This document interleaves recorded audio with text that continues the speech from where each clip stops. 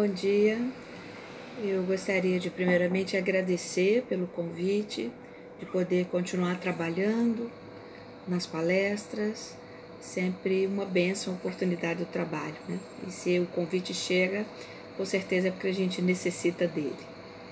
Então eu gostaria primeiramente então, de agradecer e pedir aos amigos espirituais que nos auxiliem na melhor forma de executar essa tarefa, que apesar de estarmos acostumados a dar palestra, a falar em público, é sempre uma experiência diferente essa de estar gravando uma palestra, né? Que ela possa tocar as pessoas, mesmo não sendo ao vivo, mesmo não tendo a presença, mas que os estudos que os amigos espirituais nos permitiram fazer possam ajudar na transmissão desse conhecimento.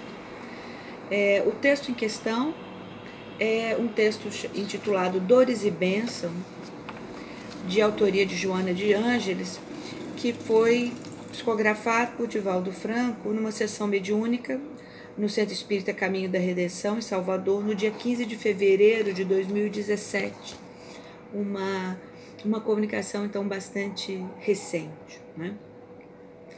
Esse título, Dores e Bênção, já nos aproxima do cerne do tema dessa página. Eu, então, optei por seguir o raciocínio da autora, a ordem que ela coloca seus ensinamentos, e vou fazer comentários ao longo do texto, os comentários que me foram me fizeram pensar, e vou dividir com vocês aqui a reflexão desses ensinamentos com o auxílio do Evangelho segundo o Espiritismo e do Novo Testamento, além do Cântico das Criaturas de Francisco de Assis. Então, o Evangelho de Lucas, o Evangelho segundo o Espiritismo de Kardec e o Cântico das Criaturas foram os textos que nós chamamos para essa conversa com Joana de Ângeles. Então, o texto se inicia com o seguinte parágrafo: agradece a dor que te punge o corpo e a alma, pois que ela é bênção de Deus para o teu processo evolutivo. Joana traz logo na primeira frase do texto a sua tese inicial, a sua ideia, o cerne dessa mensagem, que é: a dor provoca crescimento.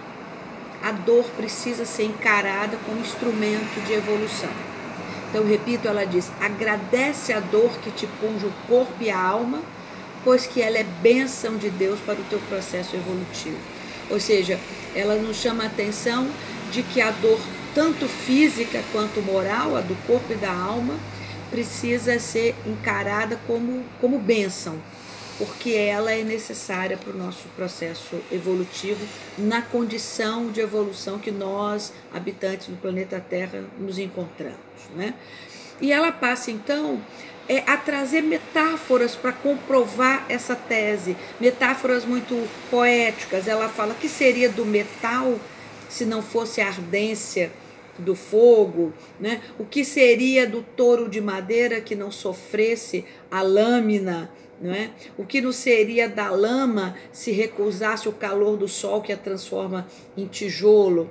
Então, Joana vai trazendo uma série de metáforas mostrando que a dor, ela é necessária e passageira para que se alcance um objetivo maior e mais nobre logo em seguida, né? Então ela usa essas metáforas para dizer: da mesma forma acontece com o ser humano, que os desconfortos proporcionados pelo sofrimento são que vão modelá-lo para transformá-lo no arcanjo sublime, né? Após esse primeiro esclarecimento, ela então insiste: nunca te rebeles, pois, contra a dor. E aí ela passa a falar da atitude do ser humano em relação à dor, compreendê-la como benfeitora, como o instrumento necessário para a evolução, perceber que apesar do mal-estar que ela proporciona, ela também proporciona aprendizado, né? Nesse momento é interessante que a gente se lembre de Francisco de Assis, né? Quando ele chama a morte de amiga, né? O Cântico das Criaturas, última produção textual de Francisco de Assis, já nos seus anos finais, já muito doente, com dores físicas, não é? Intensas, muito doente, em condições muito precárias. Ele nos seus últimos momentos de vida, no seu último ano, ele inclusive termina o Cântico das Criaturas, que é tão famoso, né, pelo início, quando ele chama de Irmão Sol e de Irmão Lua, se tornou até título de um filme tão bonito, tão inspirado, de Zeffirelli, né? Mas ao final desse Cântico das Criaturas, Francisco fala: louvado sejas, meu Senhor, por nossa irmã a morte corporal. Ele chama de irmã a morte, ou seja, ele acolhe a dor, ele pressente a proximidade da dor física em função de todas as dores e doenças que ele acumula no seu corpo físico, mas nesse momento ele amaldiçoa a dor, ele até chama carinhosamente a morte de irmã, não é? E é isso que a Joana traz aqui com toda a força, né? Ela vai dizer: todos os seres a experimentam a dor em variados graus de manifestação. Ou seja, faz parte da evolução, e nós, como habitantes de um planeta de provas e expiações, não estaríamos longe dessa lógica, né? Ou seja, a dor, o sofrimento é a normalidade de um planeta como o nosso, é a regra. A vida sem dor na Terra é ilusão, não é? A vida na Terra tem por condição, por ser um planeta de dores e de provas e de expiação, é um planeta de dores físicas e morais. E que cabe a nós entender isso e compreender e tentar aproveitar isso como aprendizado, não é? Mais uma vez, ela traz uma metáfora muito bonita, ela traz a metáfora da estrela.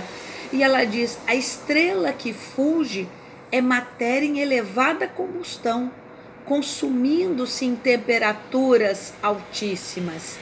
Se pretendes os patamares da sublimação, não te detenha nos charcos da ilusão e da comodidade.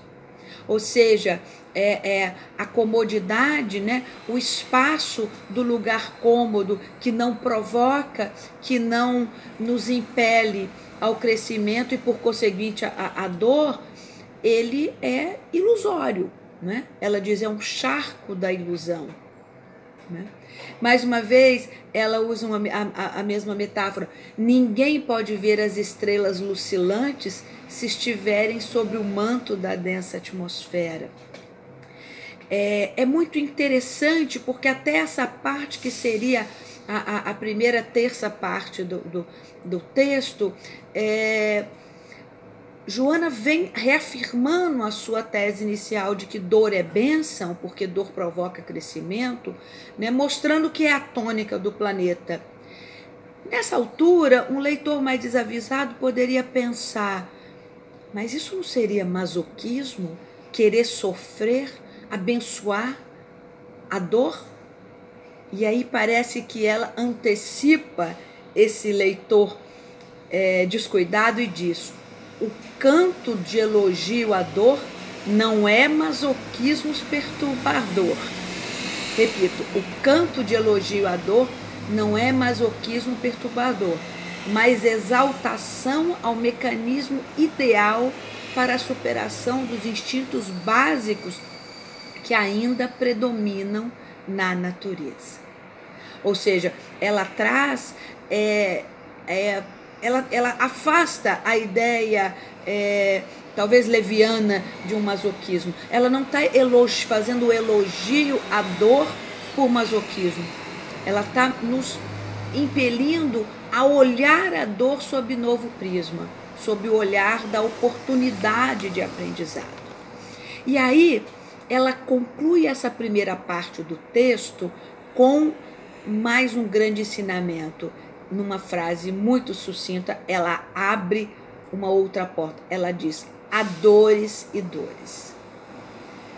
Essa pequena frase, há dores e dores, logo depois de ter reafirmado que não se trata de masoquismo, ela abre essa janela para essa percepção, e é aquela percepção do bem sofrer, não é? Ela diz: a dor que lapida a pedra bruta tem o objetivo de aprimoramento, enquanto a dor da revolta faz-se empurrão para o abismo da loucura.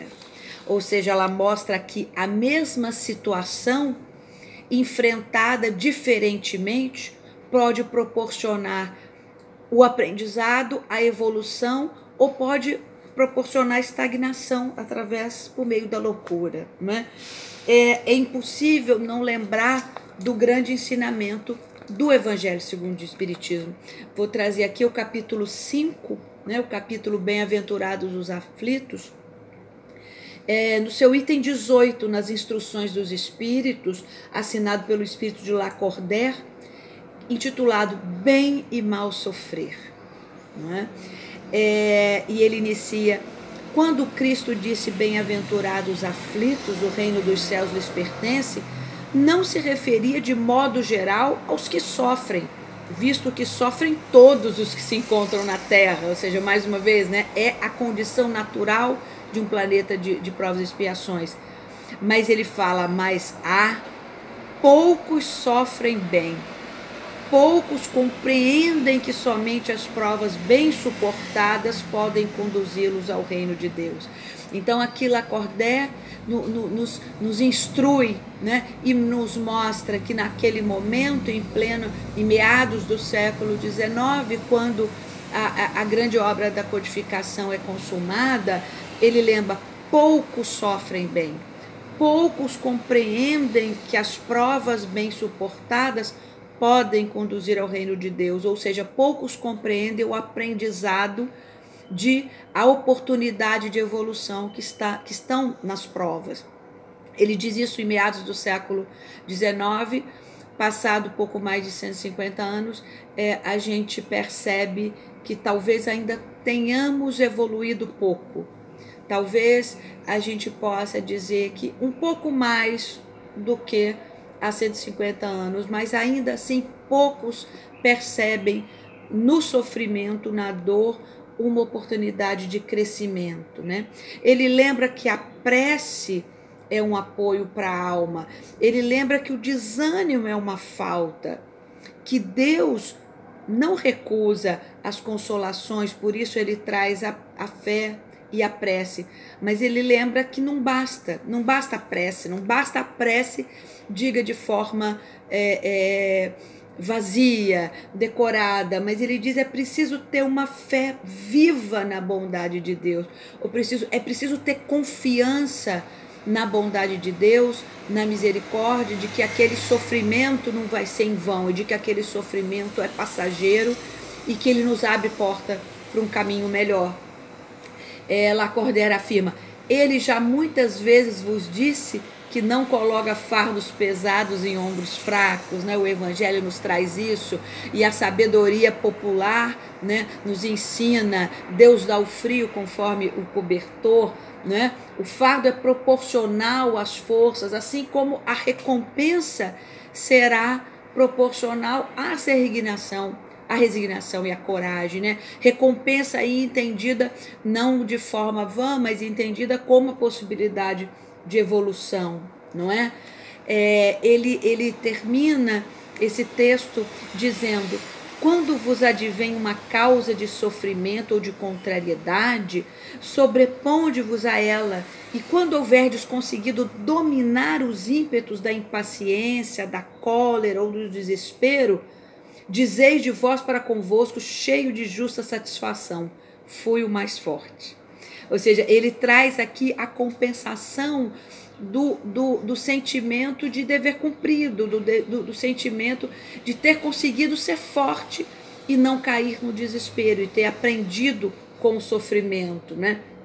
Então ele conclui dizendo: bem-aventurados os aflitos pode então traduzir-se assim: Bem-aventurados que têm ocasião de provar sua fé, a sua firmeza, a sua perseverança e a sua submissão à vontade de Deus, porque terão centuplificado a alegria que lhes falta na terra, porque depois do labor virá o repouso. Então, Lacordaire é muito feliz quando nos traz, não é? Então, eu repito, para quem quiser depois ler o texto completo, está no capítulo 5 do Evangelho segundo o Espiritismo, o item 18, né? O bem e o mal sofrer. Então, voltando aqui para Joana, ela diz que todo aquele que busca viver esse ideal superior percebe que a presença do sofrimento vai se transformando em vitória, à medida que no percurso se percebe a resistência, se percebe a busca do aprendizado. A gente pode perceber isso na nossa vida, né? Coisas que antes nos traziam muito sofrimento, a gente consegue superar com mais maturidade. Quando aquilo se coloca mais uma vez na nossa vida, se a gente aprendeu na primeira vez, da segunda vez o sofrimento parece menor. Ou seja, não é que a prova tenha se modificado, mas é que a nossa relação com ela é que se modificou. Aquilo que talvez antes causasse um desespero, pode agora, eu não vou dizer que não vai nos trazer prazer, porque aí seria de fato um masoquismo, mas talvez não nos traga tanto sofrimento, tanta dor assim, porque a gente já aprendeu a lidar, já aprendeu a buscar em si mecanismos de enfrentamento que nos fazem suportar melhor, não é? Sempre lembrando que é para o nosso aprendizado, né? Ela diz aqui: se te perguntarem por que os anjos amorosos permitem que sofras, respondem que eles conhecem as razões de resgate dos acompliciamentos com o crime, ora em recuperação. Se eles retirassem esse laurel do que se utiliza o réprobo, ei-lo na imaturidade seguindo sem rumo. Ou seja, é ingenuidade orar aos nossos superiores, aos nossos espíritos superiores, aos anjos, né, celestes, como ela disse aqui, o fim do sofrimento, porque isso seria o fim do aprendizado. O que a gente precisa pedir em prece é força para enfrentar o desafio, não é? É serenidade para encontrar o melhor caminho, não é? É isso que a gente precisa pedir, e não o fim da dor, porque seria ilusório, seria um adiamento, né, daquele progresso que a gente precisa, né? Mais uma vez ela diz: a dor é mão generosa que guia e braço forte que submete aqueles que necessitam de paz. E ela diz que, acionando a razão, vamos encontrar sempre a justificativa para aquele sofrimento, né? Emmanuel nos diz que se a gente fizer sempre um autoexame com cuidado, a gente não precisa de artifícios como regressão a vidas passadas, não é? A busca pelo que nós fomos. A gente pode acolher o esquecimento provisório, que é importante, porque nesse autoexame a gente percebe, né, onde a gente precisa crescer, né, quais conquistas a gente ainda não realizou. E é nesse sentido também que a gente compreende o sofrimento, a gente compreende que aquilo que dói mais é exatamente aquilo onde a gente é mais frágil. É exatamente aquela área que precisamos ainda evoluir mais. À medida que a gente evolui, o sofrimento é menos dilacerante. Ele é menos dilacerante porque a gente já cresceu um pouquinho naquele campo, não é? Raciocinando, usando essa bênção da fé raciocinada, é que a gente vai conseguir exercitar melhor esse bem sofrer, que também não é uma condição dada, não é? Não vamos dizer que vamos chegar a um ponto e que vamos sofrer bem qualquer vicissitude, não. É um exercício, né? É um caminho a ser percorrido, a ser buscado. Esse bem sofrer.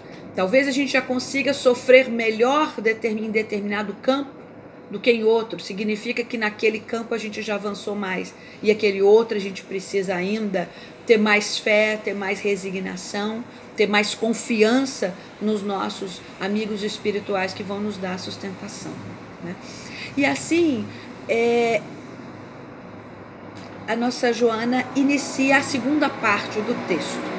Ela a segunda parte com os exemplos, uma vez trazido com tanto detalhamento a dor como bênção e como oportunidade de aprendizado.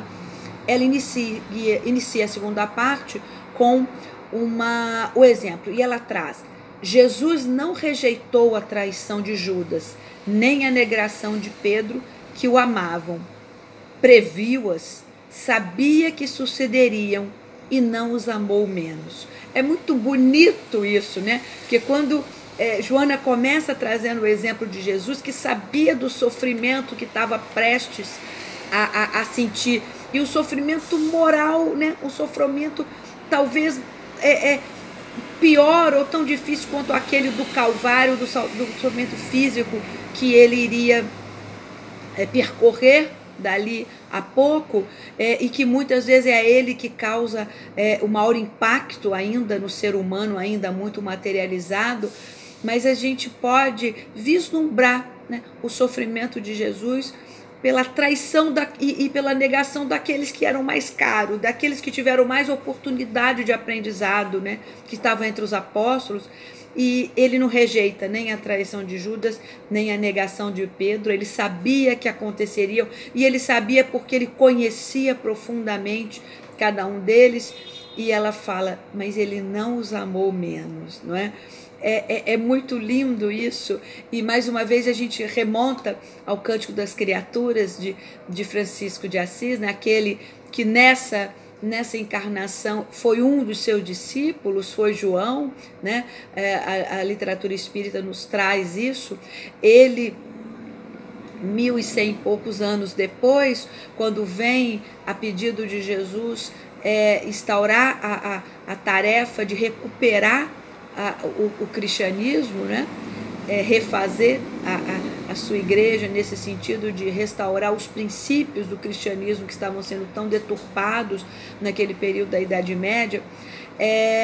Francisco de Assis, no Cântico das Criaturas, que a gente já citou anteriormente, quando ele chama a dor da morte de irmã, mas ele também fala desse sentimento tão importante da gratidão, e ele fala em outro momento nesse mesmo cântico: louvado sejas, meu Senhor, pelos que perdoam por teu amor e suportam enfermidades e tribulações. Vou repetir, isso é muito bonito. Cântico das Criaturas de Francisco de Assis: louvado sejas, meu Senhor, pelos que perdoam por teu amor e suportam enfermidades e tribulações. Ou seja, aqui Francisco agradece a Deus pela existência desses que perdoam pelo amor do Pai, né? Como Jesus e como tantos outros, né? Aqueles que suportam as enfermidades, as tribulações.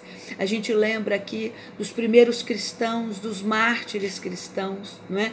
Que padeciam de sofrimentos atrozes no circo romano, nas prisões, nos calabouços, nas humilhações, nos apedrejamentos, né? Nas crucificações também, lembrando do sofrimento de Pedro, né? Quando é condenado a ser crucificado como Jesus, e ele na resignação, no suportar com dignidade esse sofrimento, ainda tem aquela humildade de pedir: não, como meu mestre não, então que seja de cabeça para baixo, porque eu sou muito menor que ele, não é? É tão bonito, né? Esse entendimento que se o sofrimento é atroz, mas também atroz é a proteção divina, atroz é o apoio, né? A gente pode imaginar o momento do desencarne desses mártires, né? Imagina como deve ter sido radiosa a recepção deles no plano espiritual, né? Se despojando do sofrimento que estava na carne, por outro lado encontrando tantas bênçãos, né, no plano espiritual. Então, por isso que a gente compreende, porque Francisco de Assis nos traz isso e Joana confirma, não é? Ela lembra que Jesus abençoou os mais variados sofrimentos, sabendo da ingratidão de muitos, e, no entanto, a sós prosseguiu intemerato até o fim. A gente lembra aqui também da ideia da ingratidão, porque a ingratidão também nos mostra uma forma equivocada de passar pelo sofrimento, né? Porque a ingratidão mostra ainda a imaturidade em relação a isso. O próprio Jesus nos mostra na passagem dos 10 leprosos, né, da cura dos 10 leprosos, que está em Lucas, no capítulo 17, a partir do versículo 11, quando ele lembra que durante a viagem para Jerusalém, Jesus passa pela fronteira entre a Samaria e a Galileia, e quando ele entra perto de um povoado, 10 leprosos, provavelmente colocados, expulsos daquele povoado, né? Porque esse era o procedimento na época, os leprosos eram expulsos da comunidade. Então eles vão ao encontro de Jesus, param a distância e gritam com força, né? Jesus, mestre, tem pena de nós. Então Jesus os vê e os cura, e dizem que para ir, que idem mostrar aos sacerdotes, né? E enquanto eles caminhavam, eles já iam ficando curados, celebrando aquilo. E aí, a partir do versículo 15, eu vou ler, Lucas traz: um deles, vendo-se curado, voltou, glorificando a Deus em alta voz, e caiu com o rosto por terra aos pés de Jesus, agradecendo-lhe. Ora, ele era um samaritano. Mas Jesus observou: não ficaram curados os 10? Onde estão os outros 9? Não houve nenhum que voltasse para dar glória a Deus, a não ser esse estrangeiro? Depois acrescentou: levanta-te, vai pelo teu caminho, tua fé te salvou. É também uma oportunidade de aprendizado, né, sobre esse bem sofrer e sobre a gratidão. É claro que Jesus não precisava de nenhum agradecimento, um espírito daquela estatura moral não dependia. Nós é que ainda muito imaturos, às vezes nos ressentimos, ficamos com muitas susceptibilidades, sentimos falta do agradecimento, da gratidão. Mas Jesus não precisava disso, mas ele usava toda oportunidade para ensinamento. E ele mostrou 2 ensinamentos muito importantes. O primeiro, a gratidão, né? A importância da gratidão, de ser grato pela bênção alcançada, de ser grato pelos gestos de acolhimento e de consolo.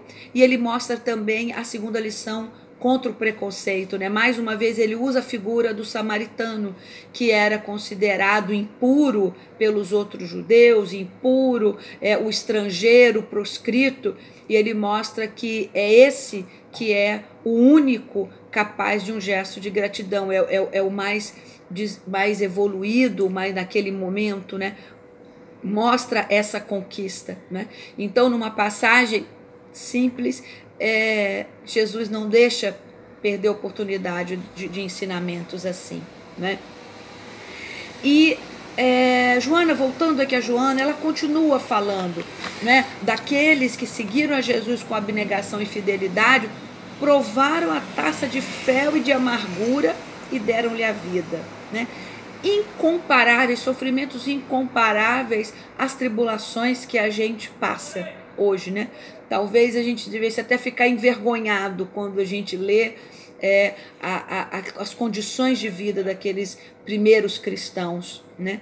E agradecer a Deus, porque hoje ser cristão é muito mais fácil do que já foi, graças ao sacrifício e à evolução de cada um de nós. É claro que também nos exige sacrifício, principalmente se a gente for cristão de forma integral e não apenas na letra, né? E sim de espírito, né? É interessante que ainda assim, Joana lembra, o amor de Jesus não exige que se sofra para amá-lo. Trata-se de uma consequência da própria decisão. Isso também nos lembra outra passagem, né? É claro que Jesus não exige sofrimento, né? Foi ele que disse que era misericórdia e não sacrifício, não é? Então, não é uma condição, não é necessária, não é Jesus que nos coloca o sofrimento, a dor, como condição para segui-lo, mas é uma consequência dessa decisão no mundo em que estamos. É nesse mundo mesquinho e ainda tão materializado é que atitudes do ministério de Jesus, atitudes que mostram compromisso com o ideal cristão, muitas vezes nos colocam em situação de sofrimento, né? E é nessa hora é que é preciso ser forte, é nessa hora que é preciso ter certeza do amor divino, é nessa hora que é preciso ter confiança na ajuda e no apoio escandaloso da espiritualidade maior, né? Como a gente aprendeu que tantas vezes a tia Vera disse, essa ajuda escandalosa, é ter confiança nessa ajuda para passar por esses momentos de dor, por esses momentos de sacrifício.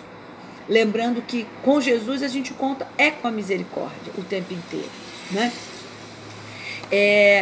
E isso é uma condição do nosso mundo. A Joana lembra que enquanto o mundo favorece com mesquinhos resultados de breve duração, Jesus proporciona uma inefável alegria sem tempo nem fim. Sim, muitas vezes a gente se engana, não é? A gente se engana quando olha, por exemplo, na imprensa, né, nas redes sociais, imagens de uma alegria sem fim, não é? Parece que todo mundo é feliz, está todo mundo feliz na internet, todo mundo no Facebook está sempre muito bem, a família é maravilhosa, os relacionamentos são duradouros, não é? E como isso é enganoso, né? Há algum tempo eu li um texto de um psicanalista que eu não vou lembrar aqui, mas é fácil alguém encontrar, eu não vou conseguir dar o crédito, mas ele dizia, por favor, parem de postar felicidade falsa, porque ele mostra como isso leva ao sofrimento, né, de outros que acreditam que aqueles corpos são maravilhosos, que ali não tem artifícios, não é, de Photoshop, ou que acreditam naqueles amores fortes e naquelas relações duradouras, né? Como tudo isso é enganoso, como a alegria do mundo é enganosa. É isso que Joana chama. Pretender uma vida sem atribulações nesse planeta é ilusório. É ficar se guiando